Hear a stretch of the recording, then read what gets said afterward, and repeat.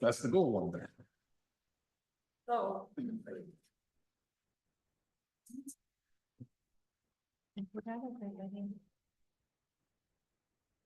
I like this because there's the official time on it right here, so. Pardon? Well, probably your public service just. I'm starting.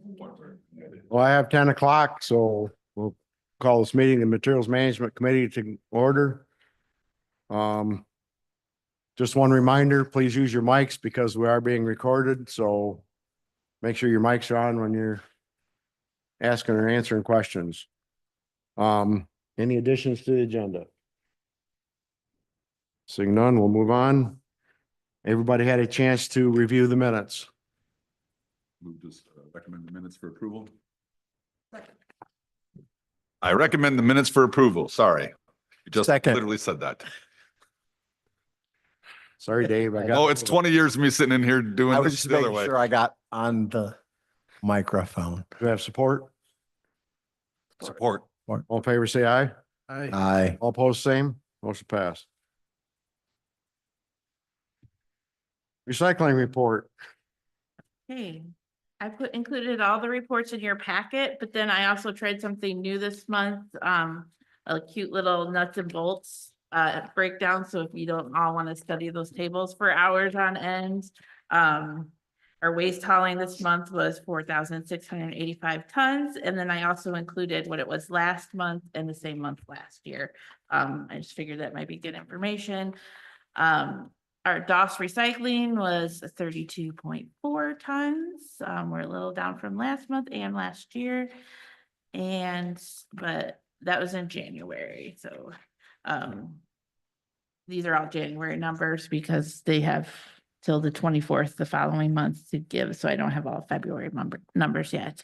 Countywide recycling, it was 542.8 tons. As you can see, it seems dramatically less than last year. A lot of that's because of we've changed how we're collecting the data.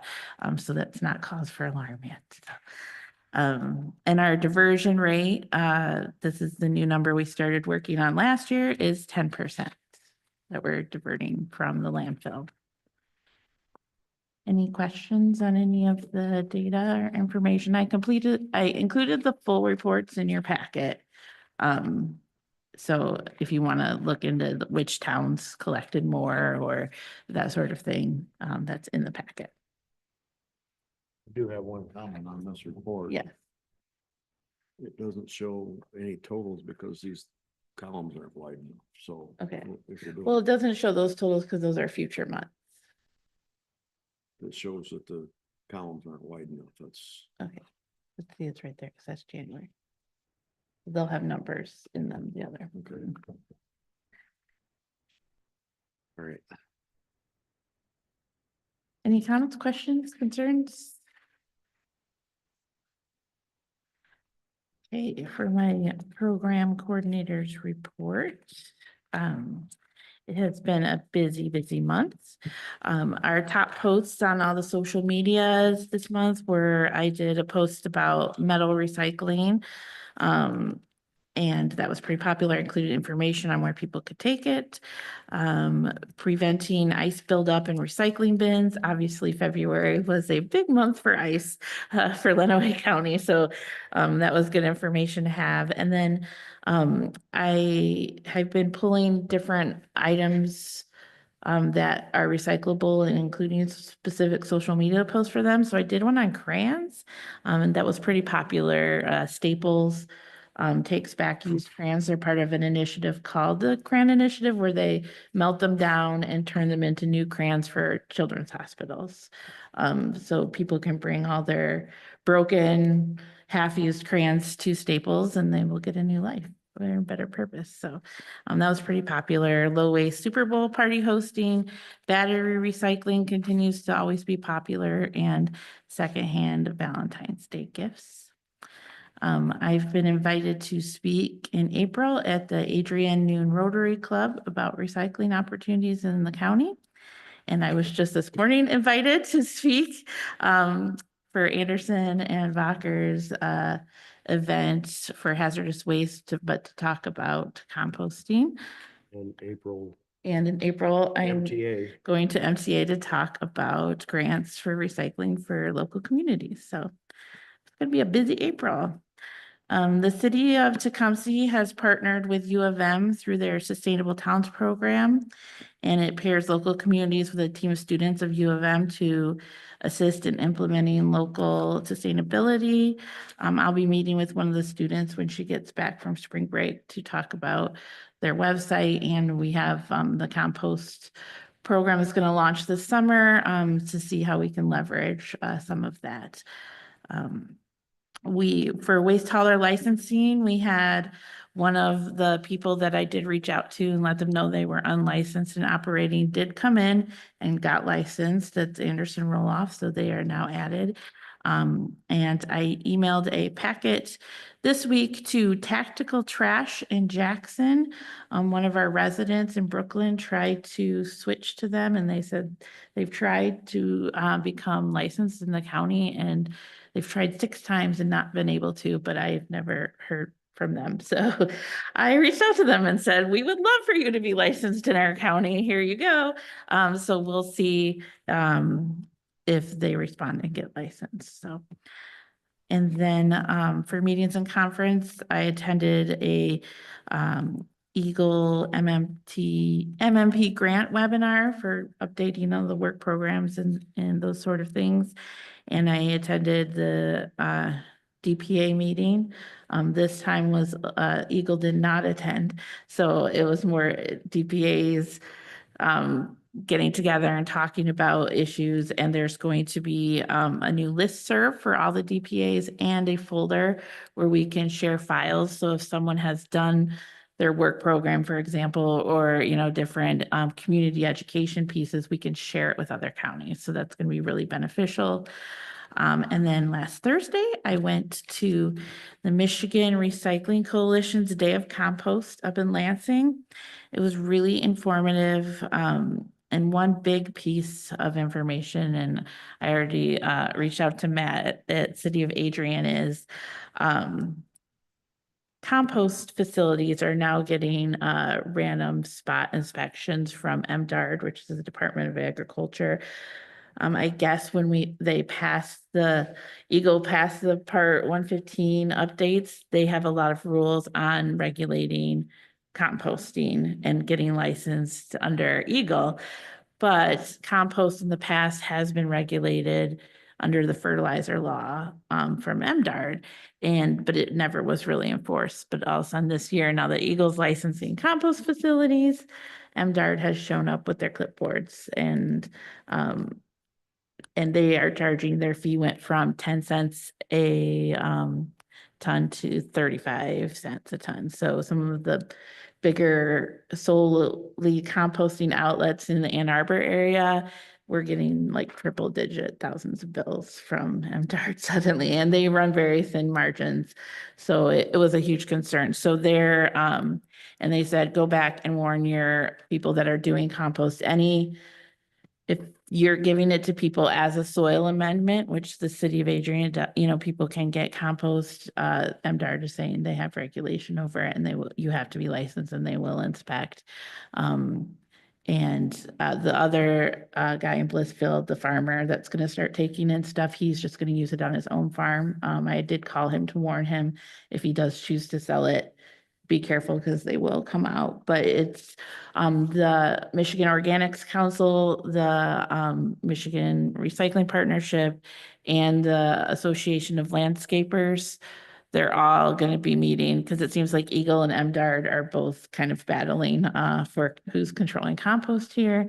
And we want to encourage people to compost and sell compost because we want that circular economy. So it's gonna be interesting how that plays out, because it never was an issue with MDARD before. So, and it is now, and it could be cost prohibitive for people to want to start composting businesses. The one that we're going to be using for our program, he's in Ohio, so he's not going to get that huge bill, but it is something that a lot of these businesses are facing. So I will keep you posted. on it.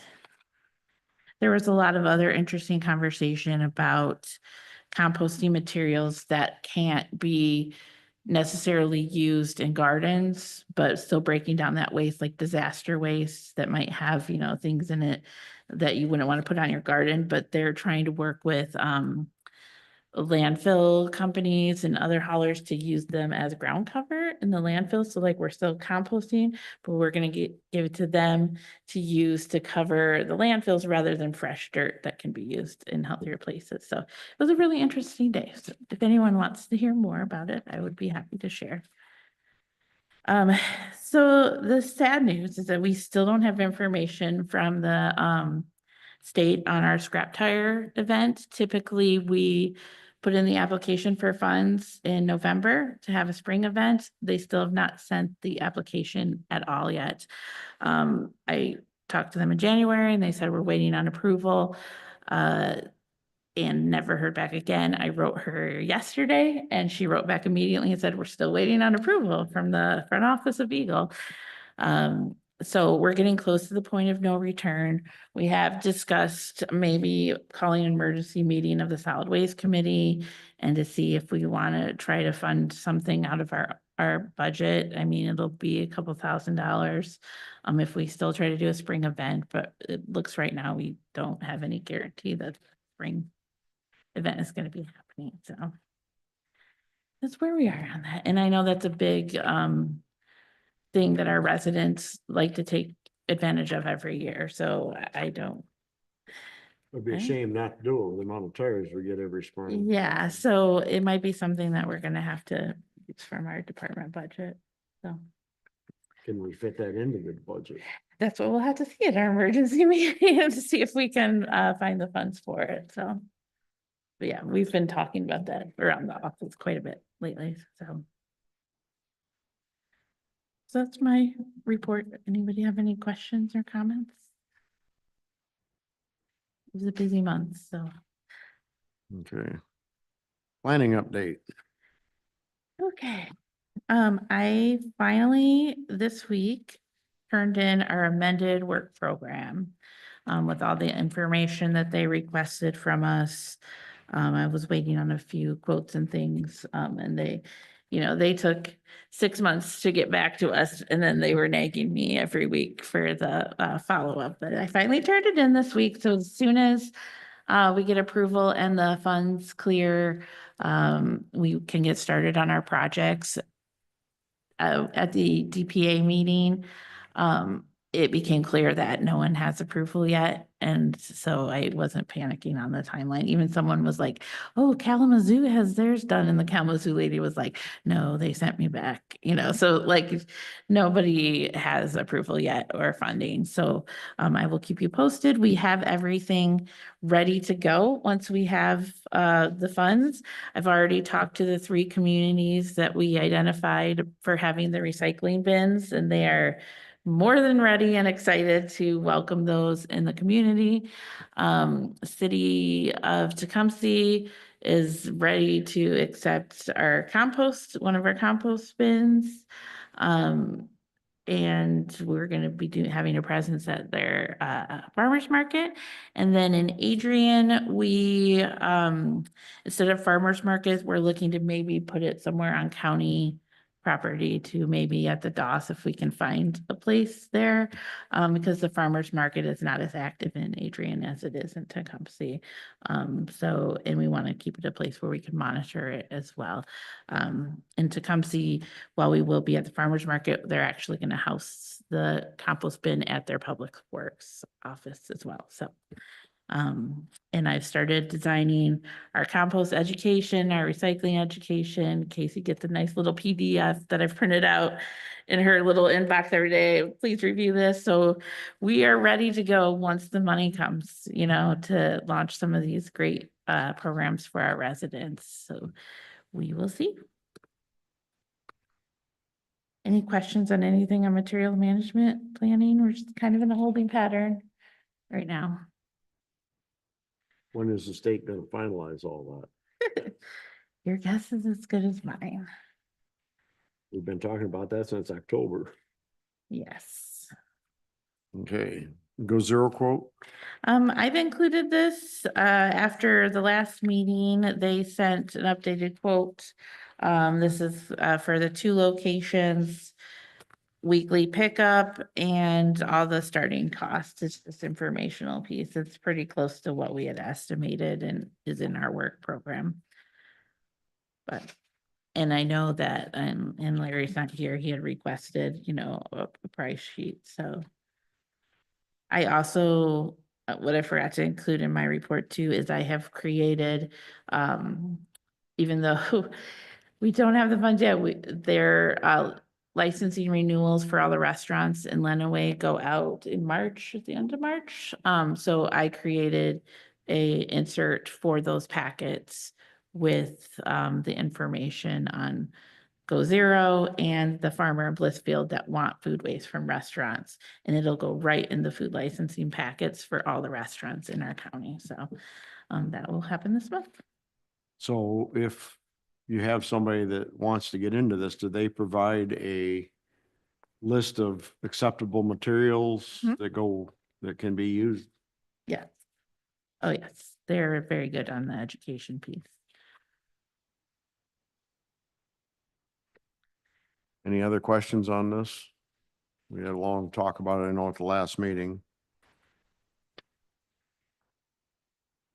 So in this example, it's $330 a month Mhm. to service 2 totes. Yes. Well, once, serves 2 totes once weekly. Right. Yeah, and that includes transportation, which so that'll actually go down if we have more, like if some of the restaurants get on board and they're coming up, And that's a more weekly offers. service. Yeah, it's weekly.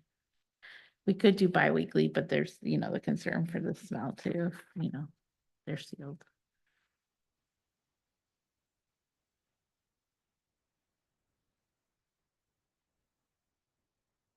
The mileage looks high, but that's only winds up being $50 a trip. So that's not so bad when you think about it as weekly, so.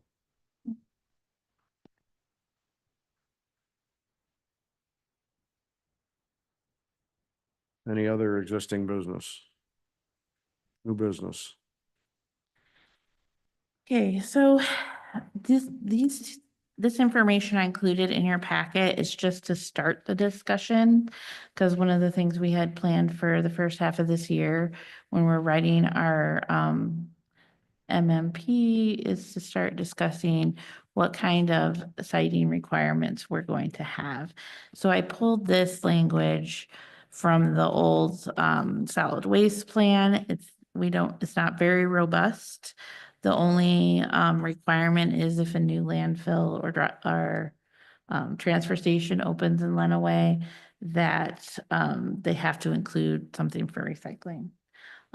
So that's really all we have. I mean, I know most of the landfills and haulers can correct me, but I think most of those are regulated by Michigan anyway. You have to follow those regulations. So probably our wording in our plan would be any new facilities would follow all, Eagle regulations. But if there are any specific things we would like to include, or if we want to include other facilities like places that collect recycling that, we want them to report, or, what sort of guidelines. I want to say a year ago, someone that was coming in and they were going to accept plastics.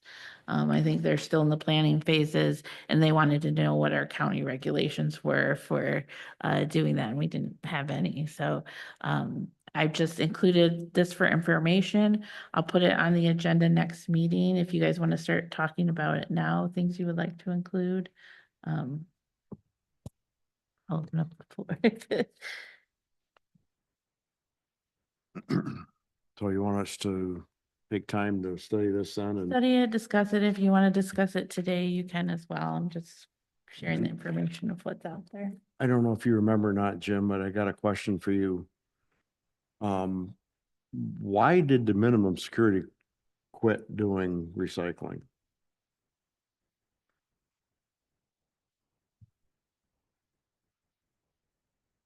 Remember, they used to do all that there at the minimum security on par. And then they quit doing it. They had that all set up for different types of materials and they did it at the prison, but that's why I'm asking, did the county do it or did the prison do it or? Use my microphone. My microphone works, so let me use it. I have no recollection of the county operating any facility out there in the last 23 years that I've been a part of the county. So if it was something done by DOC, Department of Corrections, that's entirely possible. That was part of their sustainability plan for that site. But I just simply don't remember, Dave, that the county had, and I have a fairly decent memory, any kind of organizational structure or business that we ran out on par. The structure's still there that they used. I'm pretty sure it's a state thing, not a county thing, is my point. And I wouldn't know what the state was doing back 20 plus years ago at the US Department of Corrections at their minimum security prison. Okay, well, I just always thought that was an ideal spot because they used to take stuff there and then, Well, it may be. It's entirely possible to approach them about whether that is an appropriate spot or not. I know of no county program ever run Yeah. out there. and I didn't know who, that's why I was asking the question, because I didn't know either what. Okay, so everybody want to look at that language then and we'll discuss it next meeting? And it's open to anything if you want to include, I mean, compost is going to be, I know the state has composting requirements.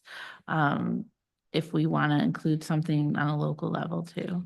Do you have perhaps some proposed examples of other communities? I can bring that back. Yeah, or email it out to all of us. Mhm. I mean, I assume they run the gamut of, exceptionally detailed and exceptionally Mhm. limited. But maybe something in between would be helpful. Can do. I'm guessing that a lot of other communities also just defer to the state regulations. However, we're required to have a citing process in our plan, so that it could be anything. My big recommendation is just to include wording that says they have to report if they're accepting recyclables, if they're utilizing recyclables, and composting as well, but. Yeah, it's just more of a language thing. Mhm. Like, how do we define certain things? I think, and correct me if I'm wrong, but the moment Omni didn't have to report any longer, we quit getting their numbers, right? And it affects how ours look, even from January of this year to January of last year. That's the principal reason for that reduction in numbers, right? So yeah, the language matters, and I'm just curious to how others try to feed that information. Maybe it's just word choice. Maybe they define it a little bit differently. And rather than reinventing the wheel, if there are other examples that are inclusive of that language, it might be a good place to start for our discussion. Perfect. And I agree with that. And I think we need to know what's the accountability. Mhm. Because again, if Omni's told they have to report and and that's all they're told, then, I think what's the accountability if they don't report, right? Part B is, I think, exactly that. It says That's our next. it's a misdemeanor item. criminal. Right, I saw that. I just want to make sure that we talked about that because I think that's Yeah, probably where we need to land. 100% agree. It's what good is a rule if there's no enforceability to the Correct. rule? Right. On that note, I can skip right ahead to the next. This has been a discussion at a lot of previous meetings. I know you all are been wanting to talk about the enforceability of our MMP. So there's a bunch of pages here, and this part B that's at the top here is actually included in the whole wording that I've included here. But this is what we send, this part B, when we send out our licensing requirements to people, we send them a copy of this little B thing here. It's a misdemeanor if you've violated the ordinance, and they could go to jail for 90 days.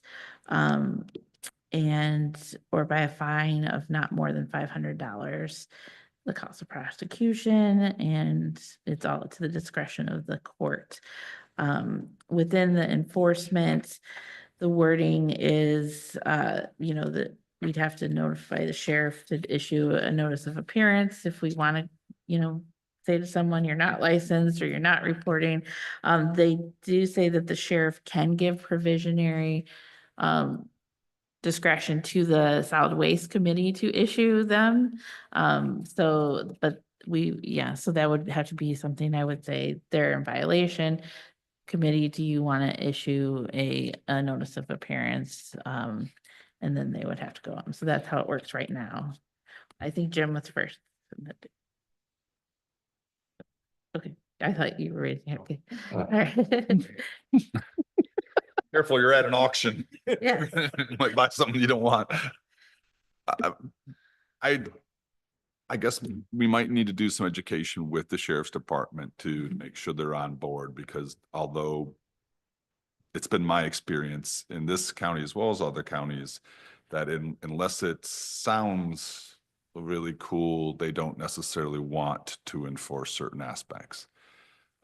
When you get into what are ordinance violations on a local level, or when you get into some less violent criminal acts that are associated with misdemeanor offenses, the enthusiasm of law enforcement to enforce is a little lacking sometimes. And so that may be some direction from the sheriff himself about how he wants to make sure that it goes through a specific code enforcement officer or whatever it might be. And we are going to have the sheriff here for our May meeting. Dave and Jim. are working on- And Troy does a good job, but I Yes, Hey, Well, we'd really like sheriff's input on, and I think too, the wording that says that the solid waste committee can issue things. What does that look like? Because we don't have anything in our files for, so, because, I'm happy to type them up and send them if if we send people letters and they still aren't compliant, but if the sheriff can give temporary authority to the committee, what does that look like? What kind of forms do we need, like having that information, and that direction to someone in my position. So if having it in the solid waste plan, if they've been notified and they're not reporting or they're not getting licensed, then the coordinator will within so many days issue that. Having more concrete language, I think, would be helpful to me and to Casey and Monica, because I know at least in the food laws, you have like steps that you take when someone is in violation, and it's not as clear in the solid waste. can I recommend that we give this to Troy to look at before the meeting so he can make comments on what he thinks? when I talk to him, I'll include this with it. Okay. I just a thought that maybe if he looks at it ahead of time, he could make recommendations of things he'd like to see or not see.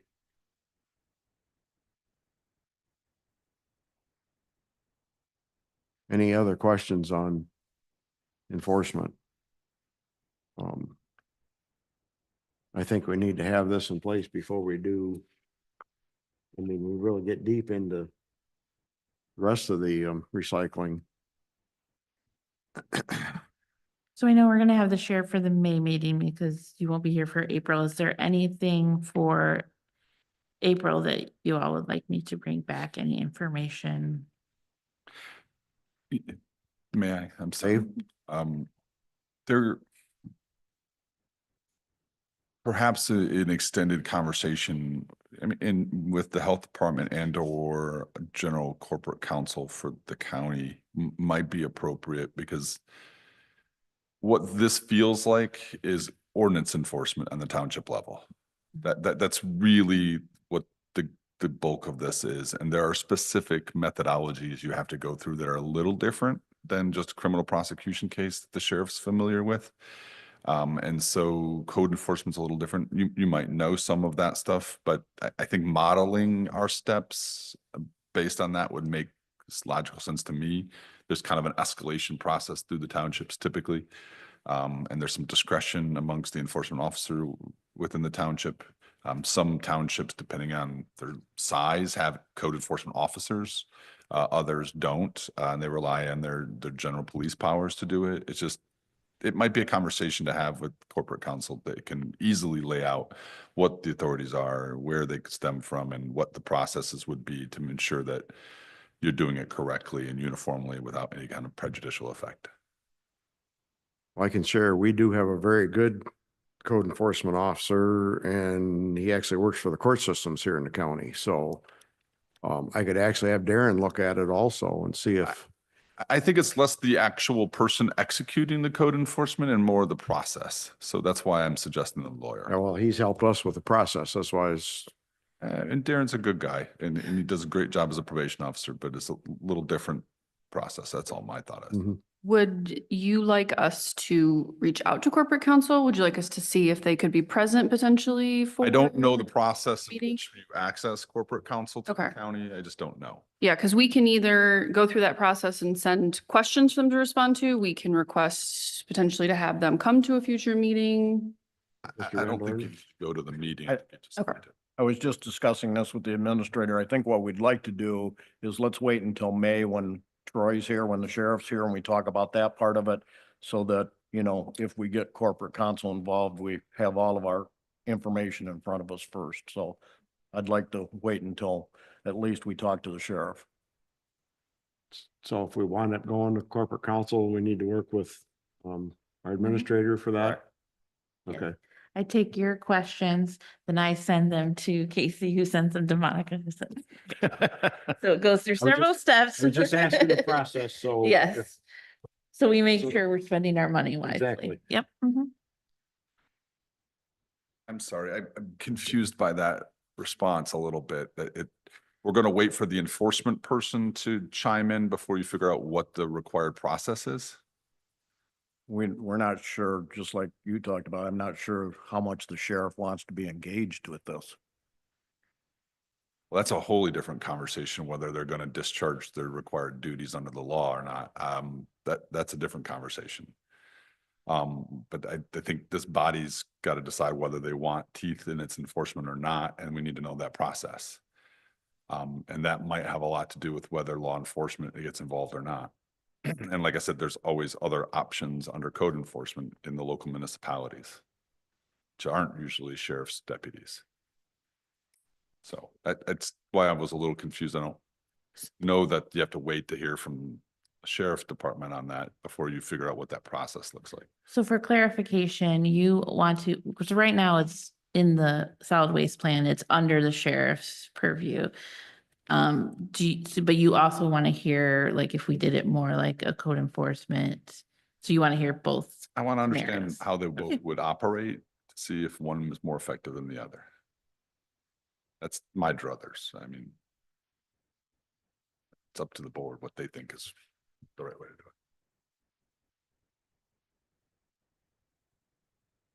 it. Any other discussion?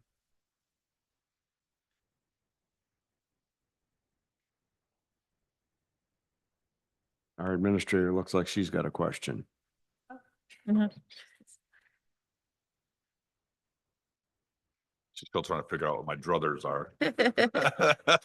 They're all over the place, Kim. They're all over the place. Down in the process of what this looks like if we have a violation. Right. That's what I was- Yes. Violation in municipality X, what does that look like? So that's where my head was already. Yeah, and I can see both sides too, and the townships that don't have code enforcement, what do you do in those cases? And My experience with law enforcement is if it isn't kicking in the door to save a damsel in distress, they really don't want to do it. I can give you 20 years of history of turning over fraud cases that we've discovered that I have documentation for that they don't want to investigate. And they do not respond to anything civil. Even if there's court orders involved, they refuse to. Even when there enforceability and there are people being abused in the situation, you have to use other agencies such as Child Protective Services to get them to come involved. So it is exceptionally difficult to get them to do things that they don't actively see or investigate things that. yeah, I understand that. I mean, we found addresses and everything right there and on Academy Road and can't even get them to come out and help us with it. So I think understanding another process that might be just as effective. And that's why we thought it would be a good idea to have the sheriff in to discuss that issue and see, you know, if they absolutely say that they aren't going to help us, then why put it in the, I mean, then we need to really look at a different route for enforcement. That might be an explanation of what does that mean if it says in the plan right now, limited power goes to the solid waste committee to act on behalf of the sheriff. Does that mean we can issue tickets as a solid waste committee or materials management committee when, you know, And hence the process question. yeah, exactly. So we will get all the information that you need. Thank you. Casey loves to talk, so she would love to talk about their process too for food licensing. And, yeah, and how you enforce it. Once we get. No, all I our- mean, at a future meeting, yeah. Once we get all our answers, then I think we need to go to corporate council and have them. Yeah, but that's why I included this information for now. So if you want to review, this is going to be definitely a multi-meeting discussion. That's why this is a 3-year process. So I just wanted to include what the existing enforcement is. The language is there. I mean, I technically could probably issue appearances, but it's not in the system that we have right now. So when we do write our new plan, we need to make sure it's clear and me and whoever's in the department has instructions from the committee moving forward because we ultimately work on behalf of the committee. So but the information's there, review it, be ready for chats about it in the next 2 or 3 meetings because it's gonna be a lot. I guess one of my biggest questions would be, how much power does this committee actually have? And rather, it should be the power of the county commission rather than this committee to do the enforcement. I mean, I think that's a legitimate question. How much power does this committee actually have for Well, enforcement? It's in the ordinance that they have the power to issue Right. easements, so, yeah. And that, the commission, So that- ultimately, the ordinance would get passed by the commissioners and be put in the So law. that would be the reason to involve council. Mhm. And that's why I said, that's my question to council is how much power and how is that distributed and like that for actual dueling And enforcement? the reason that we should put the horse before the cart, I guess is how I'm looking at it, if I'm understanding you correctly. Council first. I would think so. That would be the way I would approach it individually, but we are a collective body and we can go about it whatever way the body wants to. But this committee has no ordinance power. It has to get that ordinance power from what would be the governing body elected by the electorate, which in this situation is the Board of Commissioners. They would have to approve ordinances. Now, the enforceability once approved of an ordinance is a different question. So you're asking a bit of a convoluted question, which is why I'm being dodgy about it, Dave. I'm sorry, but the process is got to be clarified so that we know exactly what that looks like. And then we can have a more meaningful conversation about it. That's my point. I don't know the enforceability at the end, having a conversation with the sheriff or the state police or local municipalities that have policing forces. That's a wholly different question. So that's why I posed the question about let's go to corporation council, or perhaps we can get it internally, through the health department's prior explanations. I don't know, but I doubt it. No offense. Well, because our authority for things come from other places. Right, it does. This wouldn't be, Right. this wouldn't be that.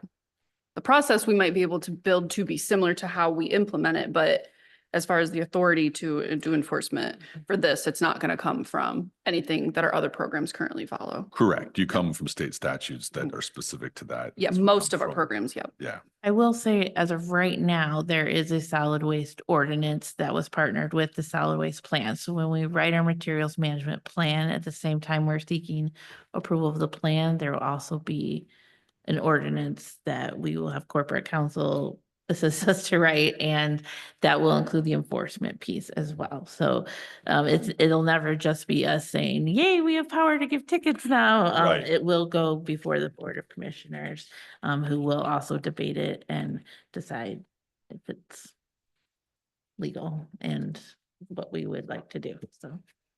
Well, and they're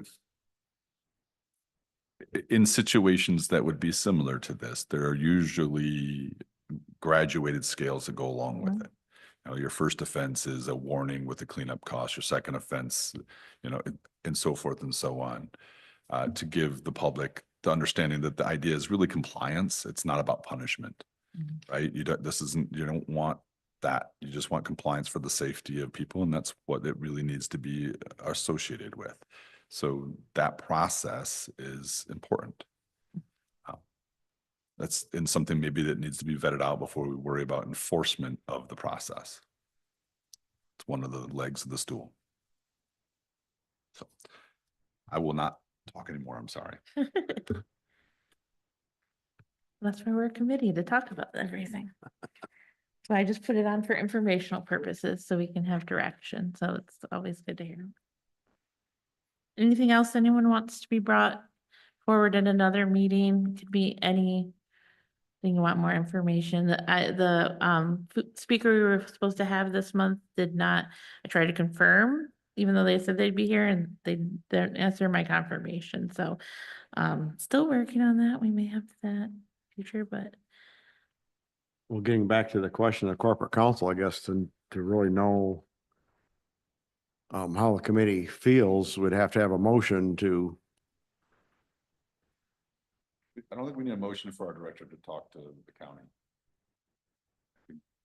She can do that on her own. okay. Well, I just trying to make sure that we're doing things right, so.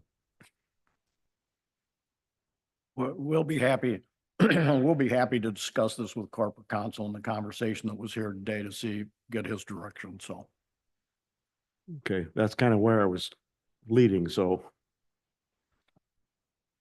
Okay, anything else? Any information that you guys would like me to bring forward?